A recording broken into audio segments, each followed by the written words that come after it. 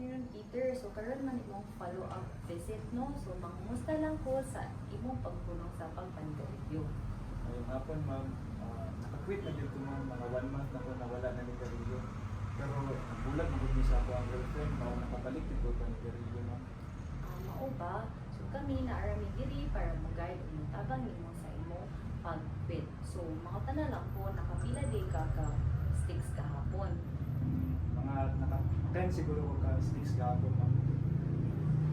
Sige, congratulations siya gyapon sa imong pag-quit. Kaya naaga ni uban, na ganahan mo quit nga, nakapila pa sila ka times kung sa nakaundang. Oo, lagi ma'am, kailangan itong oras para makahuna-huna ko mag-decide. Pero nakahuna-huna na pag-quit ka kung kano sa ganahan mo o muundang usog. Sa pagkakaroon, ma'am, nag-goal pa dyan ko sa bulag. Kunya, parang na ako makawala sa akong stress ng pagpanigarilyo.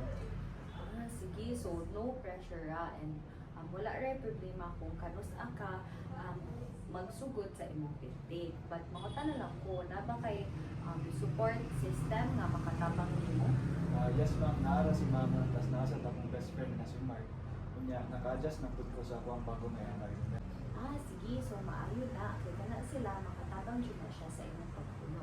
So, inumdumira dyan ang among mga suggestions na niinmo nimo atong previous visit nimo. Yes ma'am, nakainandom na ko ato ma'am. Ako dito silang iinandoman para makatapang sa akong pag-quit.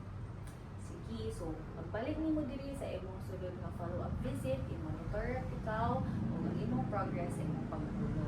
Na hinumdumira pod na naarami diri para motabang o guide nimo